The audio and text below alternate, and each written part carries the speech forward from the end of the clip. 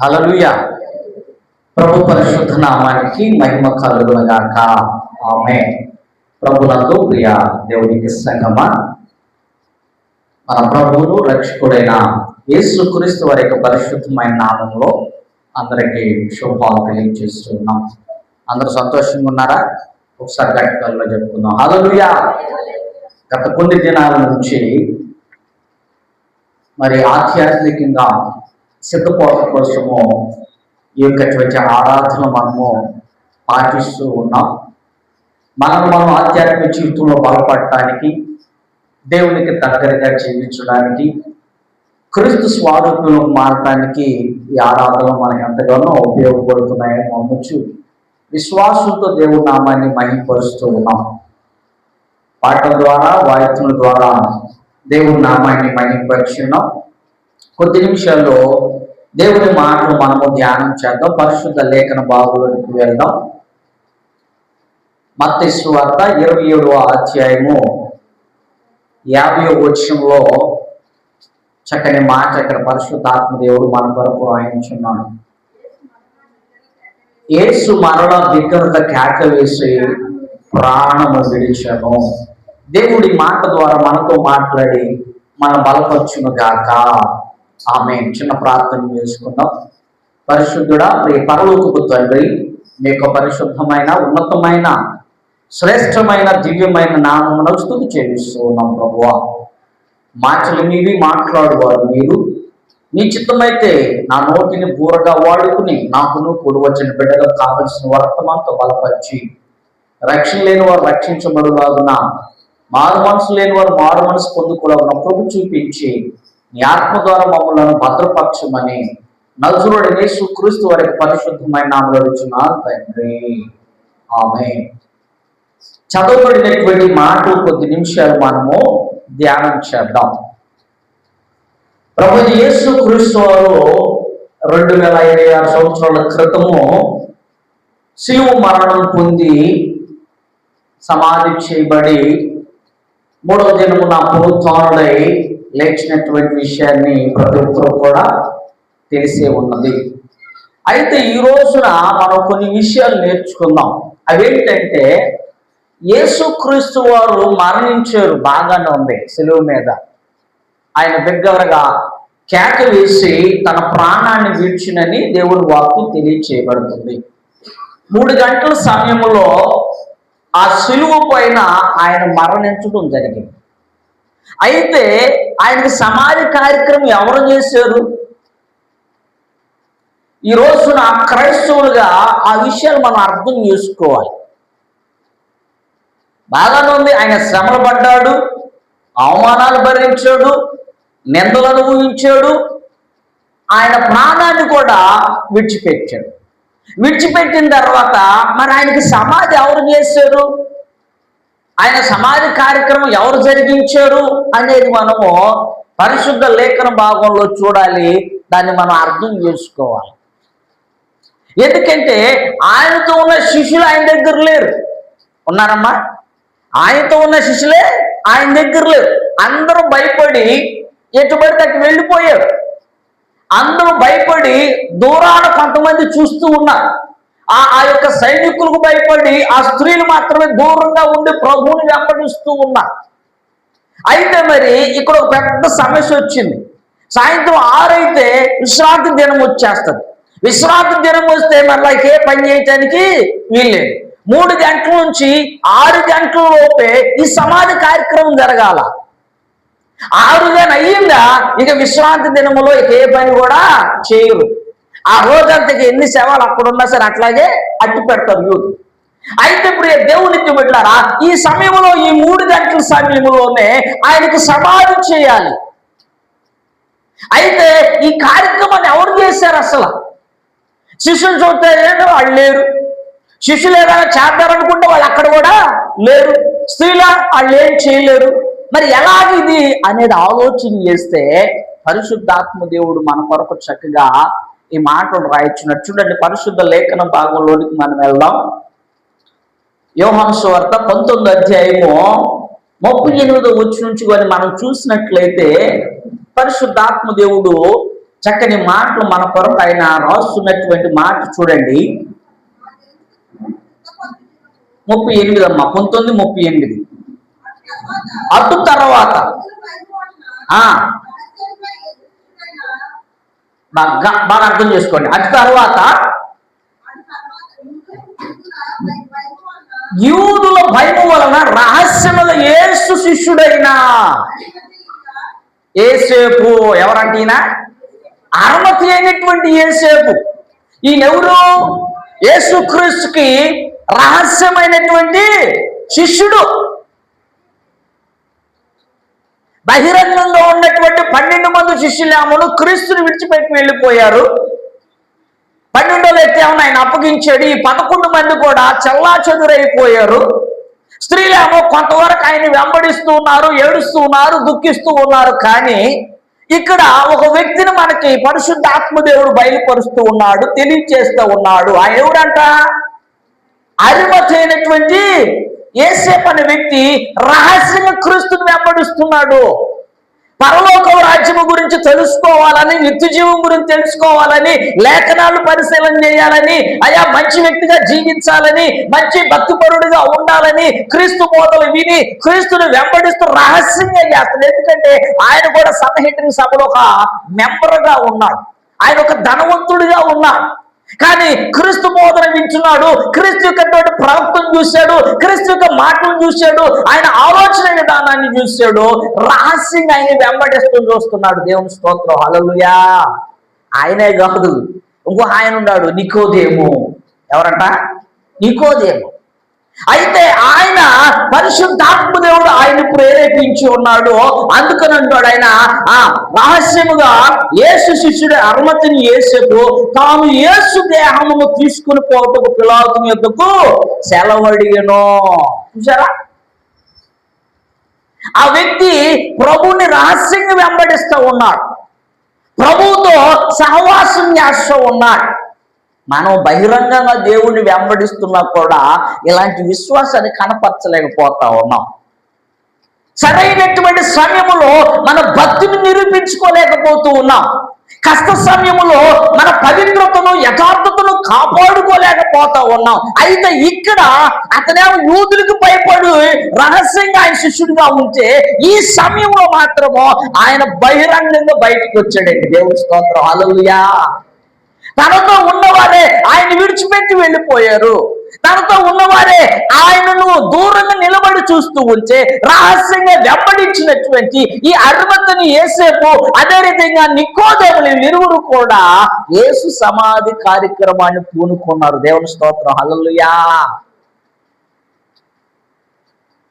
ఈ రోజున మనము ఇతను బట్టి కొన్ని విషయాలు నేర్చుకోవాలి. ఇతను బట్టి, ఇతని యొక్క భక్తిని బట్టి, ఇతని విశ్వాసాన్ని బట్టి మనము క్రైస్తవ విశ్వాసులుగా ఉంటున్నాం. మనము కొన్ని విషయాలు నేర్చుకోవాలి, అన్వయించుకోవాలి. ఎలా ఉంది నీ యొక్కటువంటి భక్తి జీవితము క్రీస్తు ఎడల? ఎవరైనా వచ్చి నిన్ను ఏదైనా ఇబ్బంది పెడితే నీ భక్తిని జార విడుచుకుంటున్నావా? లేదంటే నీ విశ్వాసాన్ని జార విడుచుకునేటువంటి పరిస్థితుల్లోకి వెళ్ళిపోతున్నావా? ఇబ్బందులు బట్టో, సమస్యలు బట్టో, ఇరుకులను బట్టో, అవమానాలు బట్టో, నిందలు బట్టో కృంగిపోతూ ఉన్నావా? నీరసించిపోతూ ఉన్నావా? బలహీనపడుతూ ఉన్నావా? దేవుడికి దూరం అయిపోతూ ఉన్నావా? ఈరోజు ఆలోచన చెయ్యాలి. ఈయన రహస్యంగా దేవుణ్ణి వెంబడిస్తున్నాడంట, శిష్యుడిగా ఉన్నాడు. దేవుని స్తోత్రం, హల్లెలూయా. ఆయన చదువు తర్వాత పిలాతు సెలవిచ్చింది కనుక తీసుకుని పోయాను. ఆయన యొద్దకు నికోదేము కూడా బోళముతో కలిపిన అగరు 150 సేర్లు ఎత్తి తెచ్చును. అంతట వారు యేసు దేహమును ఎత్తుకుని వచ్చి ఆ సుగంధ ద్రవ్యాలు పూసి నారబట్టలు చుట్టిరి. చూసారా? దేవునికి బిడ్డలారా, ఇద్దరు వ్యక్తులు, వీళ్ళిరువురు కూడా రహస్యంగా దేవుడిని వెంబడిస్తూ ఉన్నారు. మనుషులకు భయపడి, యూదులకు భయపడి, ఒకవేళ మా సభ్యత్వాన్ని రద్దు చేస్తారేమో, మనం ధనికులుగా ఉన్నారు, మనకేదైనా ఇబ్బంది కలుగు చేస్తారేమో అని చెప్పి ఆలోచన చేసి క్రీస్తును మాత్రం రహస్యంగా వాళ్ళు వెంబడిస్తున్నటువంటి రోజుల్లో సమయం వచ్చే వారికి బహిర్గతమయ్యారు. దేవుని స్తోత్రం, హల్లెలూయా. చూసారా? సమయం ఎప్పుడైతే వచ్చిందో అప్పుడు నిర్మోహాటంగా వాళ్ళు వచ్చారు. చూసారా? క్రీస్తు కొరకు నిలబడ్డారట. దేవుని స్తోత్రం, హల్లెలూయా. ఒకవేళ వీళ్ళిద్దరుగా లేకపోతే ఆయన సమాధి కార్యక్రమము జరిగేది కాదు. ఎందుకంటే శిష్యులు దూరం అయిపోయారు, స్త్రీలు దూరం అయిపోయారు, ఎవరు లేరు, అందరూ భయపడిపోయారు. కానీ వీళ్ళిరువురు దేవుని యొక్క కృప చొప్పున పరిశుద్ధాత్మ సహాయం చేత వీరు నడిపించబడ్డారు. దేవుని స్తోత్రం, హల్లెలూయా. అయితే ప్రియ దేవునికి పట్ల ఇంకా కొన్ని విషయాలు వీళ్ళ గురించి మనం ఆలోచన చేసినట్లయితే మత్తయి సువార్త 27:57లో కూడా చక్కని మాట పరిశుద్ధాత్మ దేవుడు మన కొరకు రాస్తున్న మాట ఒక్కసారి చదివి దేవుని నామాన్ని మహిమపరుద్దాం. యేసు శిష్యుడిగా ఉన్న అర్మతయేసేపు అను ఒక ధనవంతుడు, ఎవరంటేనా ఒక ధనవంతుడు. నిజముగా అక్కడ ధనం లేకపోతే పని జరగదు. ఎందుకంటే పిలాతు దగ్గరికి వెళ్ళాలి, ఒక తాకీదు రాయించుకు రావాలా, అవునా కదా? అయ్యా యేసు దేహాన్ని నాకు ఇవ్వండి, నేను దానికి సమాధి కార్యక్రమాలు చేస్తాను అని పిలాతు దగ్గరికి వెళ్ళాలంటే ధైర్యం కావాలా. పిలాతు దగ్గరికి వెళ్ళాలంటే అబ్బాయి మరి నువ్వు ఎలా చేస్తావు అంటే నేను ధనవంతుడని చెప్పుకుంటాడు. నేను ఆయనకి ఈ క్షణంలో 6 గంటల లోపు నేను ఆయన సమాధి కార్యక్రమాన్ని చేయగలిగిన సమర్థుణ్ణి, మీరు నాకు మాత్రం సెలవిస్తే చాలు, ఆ దేహమును తీసుకుని భద్రముగా తీసుకుని వెళ్ళి ఏం చేస్తాను, నేను సమాధి కార్యక్రమం ముగిస్తాను. దేవుని స్తోత్రం, హల్లెలూయా. చూడండి ప్రియ దేవునికి బిడ్డలారా, అందుకని అడుగుతున్నాడు, యేసు శిష్యుడిగా ఉన్న అర్మతయేసేపు అని ఒక ధనవంతుడు సాయంకాలం అయినప్పుడు వచ్చి పిలాతు వద్దకు వెళ్ళి యేసు దేహము నాక్యము అని అడుగుగా పిలాతు దాన్ని అతనికి అప్పగించా ఆజ్ఞాపించెను. దేవుని స్తోత్రం, హల్లెలూయా.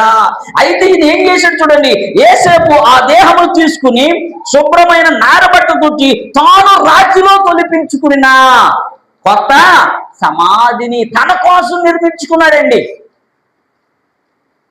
దేనికోసం అంట? తన కోసం ముందుగానే ఒక రాతి సమాధిని ఆయన తొలిపించుకోవడానికి నిర్మించుకున్నాడు. ఇంతకు ముందు ఎవరు దాంట్లో సమాధి చేయలేదు, ఏ దేహం అందులో పెట్టలేదు. అలాంటి దాన్ని నిర్మించుకున్న ఆయన ఆ యేసుక్రీస్తు వారి దేహమును తీసుకుని వెళ్ళి నారబట్టలతో చుట్టి దానికి ఆ వగరు ఇటువంటి ఆ సుగంధ ద్రవ్యాలు పూసి అక్కడ సమాధి కార్యక్రమం చేసినట్లు మనం చూస్తూ ఉన్నాం. దేవుని స్తోత్రం, హల్లెలూయా. చూడండి ప్రియ దేవునికి బిడ్డలారా, ఈ సమయంలో ఆయన భక్తి బయటికి కనపడిందండి. దేవుని స్తోత్రం, హల్లెలూయా.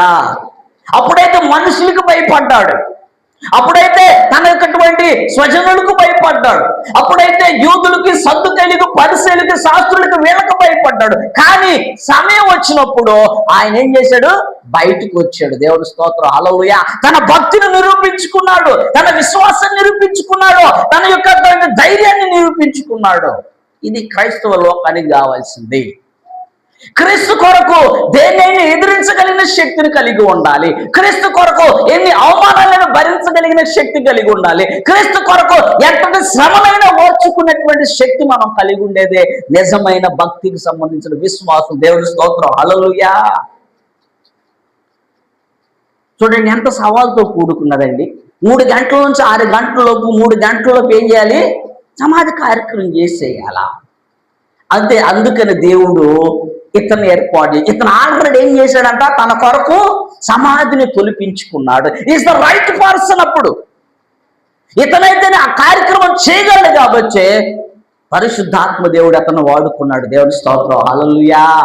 ఆయన తొలిపించుకున్న ఆ రాతి సమాధిలో పరిశుద్ధుడైన దేహాన్ని భద్రపరిచి ఆ యేసుక్రీస్తు వారి దేహాన్ని జాగ్రత్త చేసి దానికి నారబట్టలు చుట్టి చక్కని సుగంధ ద్రవ్యాలు దానికి పూసి తీసుకెళ్లి తాను తొలిపించుకున్నటువంటి ఆ సమాధిలో పెంచాడు. దేవుని స్తోత్రం, హల్లెలూయా.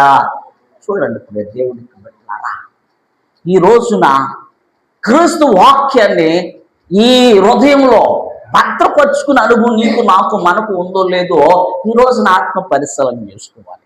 వీళ్ళ గురించి ఒక మాట, చక్కని మాట ఉంటుంది చూడండి. మార్కు సువార్తలో 15:42 నుంచి మనం చూసినట్లయితే మార్కు సువార్త 15:42లో చక్కని మాట ఇక్కడ పరిశుద్ధాత్మ దేవుడు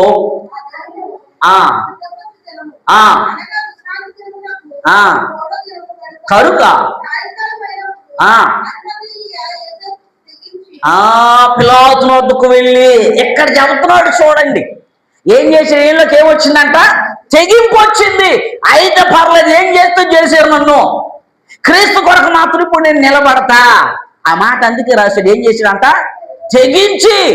ఇన్నాళ్ళు మాత్రం నేను రహస్యంగా దేవుణ్ణి వెంబడించాను, రహస్యంగా దేవుణ్ణి ఆరాధించాను, రహస్యంగా క్రీస్తు బోధలు విన్నాను, రహస్యంగా ఆయనతో సహవాసం చేశాను. కానీ ఏది ఏమైనా సరే, నన్ను ఏమైనా చేస్తే సరే మాత్రం ఇప్పుడు మాత్రం యేసు దేహాన్ని మాత్రం నేను తీసుకోవాల్సిందని తెగించేళ్ళంట. దేవుని స్తోత్రం, హల్లెలూయా. క్రైస్తవ జీవితంలో, భక్తి జీవితంలో తెగింపు కావాలండి, పోరాటం కావాలండి. విశ్వాస జీవితంలో తెగింపు ఉండాలండి, విశ్వాస జీవితంలో బలం ఉండాలండి. ఎన్ని సమస్యలు రాని, ఇబ్బందులు రాని, వాళ్ళు ఏమైతే చేస్తారు, ఏం చేస్తారు మా అయితే అనుకున్నాడు. అంతే. యేసుక్రీస్తు పరిశుద్ధుల్ని సిలువేసి చంపేశారు, నన్ను ఏం చేస్తారు ఇక అని తెగించాడంట. దేవుని స్తోత్రం, హల్లెలూయా. అందుకని మార్కు గారు ఈ మాటను రాశాడండి, తెగించి అంటున్నాడు. ఇక ఎవరేమైనా అనుకోని నన్ను, నేను మాత్రం క్రీస్తు దేహాన్ని తీసుకోవాల్సిందే అని వెళ్ళి పిలాతు దగ్గరికి వెళ్ళి పర్మిషన్ తెచ్చేసాడు. దేవుని స్తోత్రం, హల్లెలూయా. ఈ రోజున భక్తి జీవితంలో తెగింపు ఉంటుందా? ప్రార్థన జీవితంలో మనకు తెగింపు ఉంటుందా? వాక్యాన్ని ధ్యానం చేసే విషయంలో తెగింపు ఉంటుందా? పాటలు పాడాలనే విషయంలో నీకు తెగింపు ఉంటుందా? ఆలోచించే నా ప్రియ సహోదరి. ఎవరో ఏదనుకుంటారు, మనకెందుకండి? ఈయన అర్మతి వేసే అట్లా అనుకున్నట్లయితే ఆ రోజు ఆ కార్యక్రమాన్ని చేసేవాడు కాదు. ఆయన తెగించి పిలాతు దగ్గరికి వెళ్ళి ప్రభు దేహాన్ని తీసుకున్నాడండి, అడిగి. దేవుని స్తోత్రం, హల్లెలూయా. క్రైస్తవ విశ్వాస క్రమంలో ఆ తెగింపు మనకు కావాలండి. ఆమె ప్రార్థించడానికి తెగింపు కావాలి. ఏం చేయాలంటే ప్రార్థించడానికి, వాక్యం ధ్యానం చేయటానికి, వాక్యం చదవటానికి తెగింపు ఉండాలి మనలో. ఎంతకాలం ఇంకా సత్తువు లేని భక్తి, సారం లేని భక్తి, ఎంతకాలం ఇంకా తుమ్మితే ఊడిపోయే భక్తి? అవునా కదా? తెగింపు రావాలా? నా ప్రభు కొరకు నేను నిలబడాలి, నా ప్రభుని నేను స్తుతించాలి, నా ప్రభుని నేను మహిమపరచాలి. నాకున్న తలంతులు బట్టి, నాకున్న జ్ఞానాన్ని బట్టి, నాకున్న వివేకాన్ని బట్టి, నాకున్న విశ్వాసాన్ని బట్టి, నేను చేస్తున్న భక్తిని బట్టి ఆయన నేను మహిమపరచాలి అని చెప్పి ఆ తెగింపు ప్రతి క్రైస్తవునికి రావాలి. దేవుని స్తోత్రం, హల్లెలూయా. ఆ తెగింపే లేకపోతే యేసుక్రీస్తు వారికి సమాధి కార్యక్రమం జరిగేది కానే. ఆయన తెగించి వెళ్ళి పిలాతు దగ్గరికి వెళ్ళి పర్మిషన్ తీసుకొచ్చి ప్రభు దేహాన్ని తొలిపించిన రాతి సమాధిలో భద్రం చేశాడు. దేవుని స్తోత్రం, హల్లెలూయా. మొదట రహస్య విశ్వాసిగా ఉన్నాడు, శిష్యుడిగా ఆయన జీవించాడు. ఆయన ధనవంతుడు. తన ధనం ఏమైపోతుందో ఆయన ఖర్చు లెక్క చేయలే, కానీ ఆ ధనము దేవుడి కొరకు ఉపయోగించాలనుకున్నాడు. అందుకని నారబట్టలు తీసుకొచ్చాడు, ఆ సుగంధ ద్రవ్యాలు తీసుకొచ్చాడు, ప్రభు దేహాన్ని భద్రపరిచాడు. అతనికి నికోదేము కూడా సహకరించాడు. దేవుని స్తోత్రం, హల్లెలూయా. ఇక్కడ చూస్తే తెగింపు ఉంది. ఏముంది ఆయనలో? తెగింపు ఉంది. ఏదేమైనప్పటికీ వాళ్ళు నన్నేం చేసినా పర్లేదు అనుకుని తెగించి ఆ ప్రభు దేహాన్ని ఇవ్వమని అడిగి ఆ సమాధి కార్యక్రమాన్ని ముగించాడు. దేవుని స్తోత్రం, హల్లెలూయా. లోక సువార్తలో ఒక మాట చూద్దాం ఆయన గురించి. లోక సువార్త 23వ అధ్యాయం 50వ వచనంలో కూడా ఆ యొక్క అర్మతి యేసేపు గురించి చక్కని మాట పరిశుద్ధాత్మ దేవుడు నీ కొరకు నా కొరకు రాయించు. చదవమ్మా.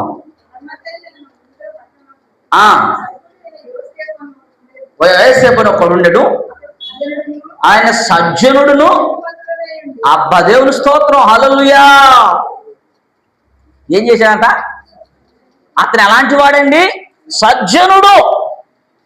అంటే సత్యానికి జనకుడు అన్నమాట. సత్యాన్ని అనుసరించేవాడు, సత్యాన్ని అంగీకరించేవాడు, సత్యాన్ని ప్రకారంగా జీవించేవాడు సజ్జనుడు. ఆయన సజ్జనుడు అయ్యాడు కాబట్టి క్రీస్తుని వెంబడించాడు. దేవుని స్తోత్రం, హల్లెలూయా. ఎందుకని? క్రీస్తు సత్యము కాబట్టి, వాక్యమే సత్యం కాబట్టి వాక్యమైన క్రీస్తుని ఆయన అనుసరించాడు రహస్యంగా. తర్వాత ఆయన ఎలాంటి వాడంట? నీతిమంతుడు అంట. దేవుని స్తోత్రం, హల్లెలూయా. సజ్జనుడును నీతిమంతుడై ఉండి వాళ్ళు ఏదో దురాలోచన చేస్తూ ఉంటారు. అక్కడ చూడండి ప్రియ దేవునికి బిడ్డలారా,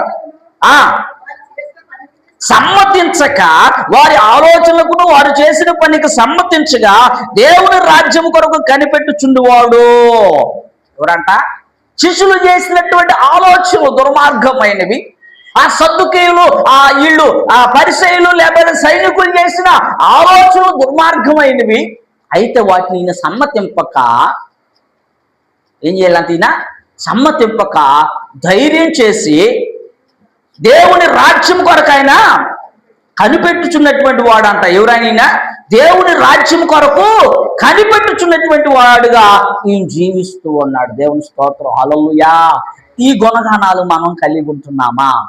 సజ్జనులుగా, సత్యవర్తనులుగా, సత్య ప్రవర్తన కలిగిన వారముగా, సత్యమైనటువంటి ప్రజలుగా జీవించే అనుభవం క్రైస్తవ విశ్వాస లోకం కలిగి ఉంటుందా? నీతిని అనుసరిస్తూ ఉన్నామా?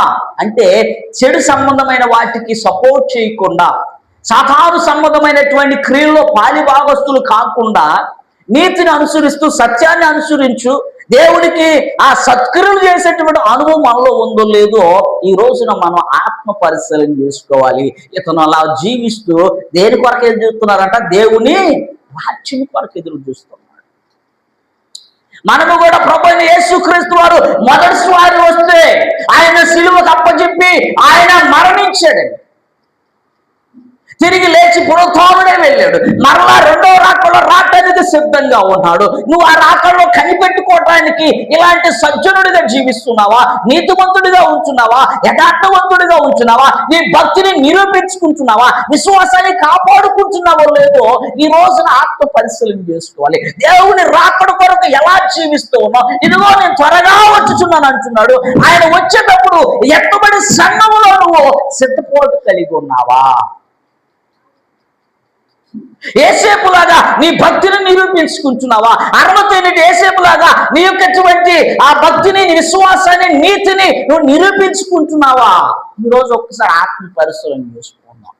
ఒకవేళ ఇప్పుడు భూ అని బోరం మోగింది అనుకోండి, ఎత్తబడటానికి సిద్ధపాటు మనము కలిగి ఉన్నాము లేదో ఆత్మ పరిశీలన చేసుకోవాలి. సమయం వచ్చింది, సమయం ఆసన్నమైంది. ఆ సమయంలో తను నిరూపించుకున్నాడు. తనేటో ఈ ప్రపంచానికి రుజువు చేసుకున్నాడు. కలిసి ఉన్న వాళ్ళే ఆయనకు దూరం అయిపోతే రహస్యంగా ఎంబడించిన ఆయన సమయం రాగానే బయటకు వచ్చాడు. దేవుని స్తోత్రం, హల్లెలూయా. ఏం జరిగింది? అప్పటి వరకు ఏమన్నాడు? చీకట్లో ఉన్న ఆయన వెంబడించాడు.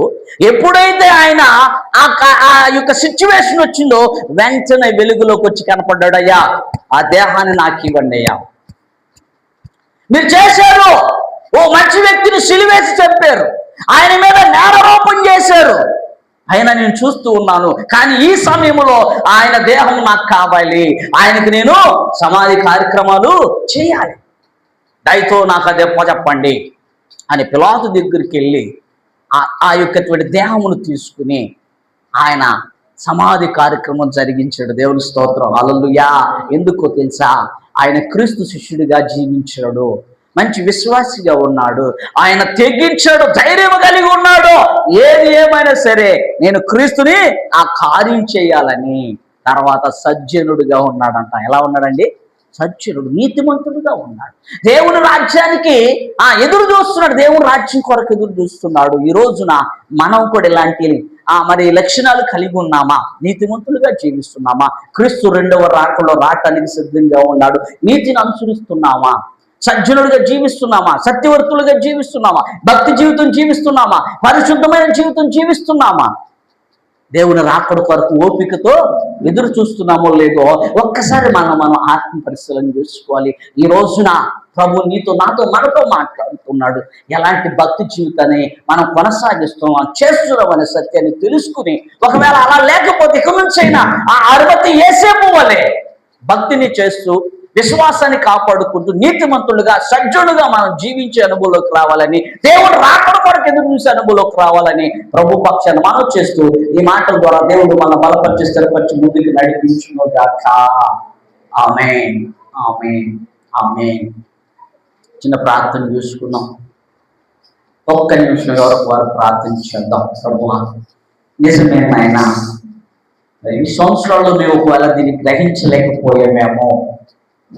ప్రభువైన యేసుక్రీస్తు వారు శిలువ మరణం పొందారని గ్రహించారు నాయన. మా కొరకు ఎన్నో అవమానాలు, నిందలు, హింసలు, దెబ్బలకు గురయ్యాడని విశ్వసించావు. అమూల్యమైన రక్తాన్ని శిలువలో కార్చారని కూడా మేము విశ్వసిస్తూ ఉన్నాం. మరి ఈ రోజున మీ సమాధి కార్యక్రమం గురించి ఈరోజు మేము ధ్యానం చేశారు ప్రభువా. నిజమే నాయన, నీ కృప చొప్పున నాయన ఇద్దరు వ్యక్తులు బయటకు వచ్చారు.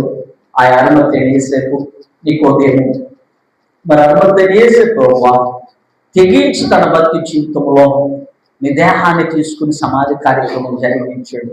ఆయన రహస్య విశ్వాసిగా ఉన్నాడు, శిష్యుడిగా ఉన్నాడు. అయ్యా మరి అదే సమయం వచ్చినప్పుడు నాయన ఇంతవరకు యూదులకు భయపడినటువంటి ఆయన మీ దేహము విషయంలో ఆయన ఎంతో తెగించి ప్రభా మీ దేహాన్ని తీసుకుని సమాధి కార్యక్రమం జరిగించాడు. ఆయన సజ్జనుడిగా ఉన్నాడయ్యా, నీతిమంతుడిగా ఉన్నాడయ్యా. ఆయన ప్రభా దేవుడి రాజ్యం కొరకు, దేవుని కాబట్టి రాకడ కొరకు ఆయన ఎదురు చూసిన అనుభవం ఉంది నాయన. మాకు కూడా అలాంటి అనుభవం కావాలి ప్రభా. నీ కొరకు నేను తెగించే అనుభవం నాయన. నిన్ను భక్తి విషయంలో, నిన్ను ఆరాధించే విషయంలో నాయన ఆయన నీ తెగించే అనుభవం మాకు కావాలి. దయతో సహాయం చేయమని ప్రార్థన చేస్తూ ఉన్నాం. నేను ఇది మొదలుకున్నాయన సజ్జనుడుగా, నీతిమంతులుగా, నీ శిష్యులుగాను బలమైన విశ్వాసులుగా జీవించడానికి కృప మాకు తోడుగా ఉంచి చిన్న ప్రార్థన చేసుకున్నాం. పరిశుద్ధాత్మ దేవుడు నీ ప్రార్థన ఆలకిస్తున్నాడు. పరిశుద్ధాత్మ దేవుడు నా ప్రార్థన ఆలకిస్తున్నాడు. కాబట్టి ఒక్క నిమిషం ప్రార్థన చేద్దాం. దేవానికి స్తుతులయ్యా. నన్ను ప్రభువా అర్హత ఏసేపు గుణ లక్షణాలు మాకు కావాలి నాయన. మేము కూడా సజ్జనులుగా ఉండాలి, నీతిమంతులుగా ఉండాలి, ప్రభావ పరిశుద్ధులుగా ఉండాలి, యథార్థవంతులుగా ఉండాలి నాయన. భక్తిని కొనసాగించే విశ్వాసాన్ని కాపాడుకునే అనుభవం దయచే ప్రభు ప్రార్థించాము. దేవానికి స్తోత్రం స్తోత్రం స్తోత్రం. అలాంటి లక్షణాలు కలిగి మనం జీవించాలనుకున్నట్లయితే మీ గృహస్థల పైకెత్తి నేను ప్రార్థన చేస్తాను. ఈ భక్తిని నిరూపించుకుందాం, మన భక్తిని కాపాడుకుందాం. ఇక నుంచైనా ఎన్నో సంవత్సరాల నుంచి యొక్కటువంటి సిద్ధపాటు కొడుకుల్లో ఉంటున్నాం, కానీ సరైనటువంటి పట్టుదల లేని భక్తి, సరైన విశ్వాసులైన భక్తిని మనం కొనసాగిస్తున్నాము. ఈ రోజు నుంచి వాటిని విడిచిపెడదాం. పరిపూర్ణమైన విశ్వాసులుగా పరిశుద్ధమైన రీతిలో మనము భక్తిని కొనసాగించడానికి సిద్ధపడదాం. అట్టి రీతిగా మనం బలపడదాం. మీ గృహస్థల పైకెత్తి చూపించినట్టు మీ కొరకు ప్రార్థన చేస్తాం. మహాగరుడా, మహోన్నతుడా, పరిశుద్ధుల, ప్రేమగల తండ్రి, ఈ పరిశుద్ధమైన నామాన్ని స్తుతి చెల్లిస్తా ఉన్నాం. మా భక్తిని నిరూపించుకునేటువంటి విషయంలోనైనా ధైర్యం కలిగి ఉంటాడు కృప దయచేయండి. విశ్వాసంలోనైనా ఎక్కడ తొలగకుండా ధైర్యమైన జీవించే కృప దయచేయండి. నీ వైపు చూసినైనా భక్తి జీవితాన్ని కొనసాగించుకోవడం మా భక్తిని ఆశీర్వదించండి. మమ్మల్ని బలపరచండి, స్థిరపరచండి. ఈ తీర్మానం అంతం వరకు కొనసాగించడానికి కృప దయచేయండి. నీ రాకడ కొరకు నాయన కనిపెట్టి ఎదురు చూసి భక్తిని కాపాడుకునేటువంటి కృపను మాకు తోడుగా ఉంచండి. కూడి వచ్చిన బిడ్డలు దీవించి ఆశీర్వదించండి. సంఘంలో బలపడ సంఘ సరిహద్దులు విశాలపరిచిన బిడ్డలు యవనస్తులు వృద్ధులు మీరు దీవించండి. అయ్యా ఈ రోజున రాసిన ప్రతి ఒక్క బిడ్డకు మీరు తోడుని రాయించడం చూసుకోవాలి. ఇక ముందు రాయబోతున్న ఎగ్జామ్స్ లో మీరు తోడుని మంచిగా పర్సన్ చేస్తూ ప్రతి ఒక్కరు పాస్ అవ్వడం మన గురించి ఆశీర్వదించండి. ఏది ఏమని నీ చిత్తం మా పక్షాలు జరిగించండి. అనారోగ్యంతో ఉన్న వారందరి కొరకు మేము ప్రార్థన చేస్తాం. ఎవరెవరైతే బలహీనంగా ఉన్నారో అందరి కొరకు వారందరూ బలపరచండి, ఆరోగ్యం ఇచ్చి నీ క్షేమమును దయచేసి ఈ ఆరాధన ద్వారా మా ద్వారా మహిమ పొందుకోమని నజరేయుడైన యేసుక్రీస్తు వారి పరిశుద్ధమైన నామంలో ఈ మనవులు అడిగి బ్రతిమలాడి వేడుకొంచి ఉన్నాను మా తండ్రి. ఆమేన్ ఆమేన్. మన తండ్రి అయిన దేవుని ప్రేమ, కుమారుడైన యేసుక్రీస్తునుడి కృప, పరిశుద్ధాత్మ అన్యోన్యమైన సహవాసం ఇప్పుడు ఎల్లప్పుడు సదాకాలం మనందరికీ తోడుగా ఉండి మనందరూ కూడా ఆధ్యాత్మిక జీవితంలో బలపరిచి స్థిరపరిచి ముందుకు నడిపించును గాక. ఆమేన్ ఆమేన్ ఆమేన్.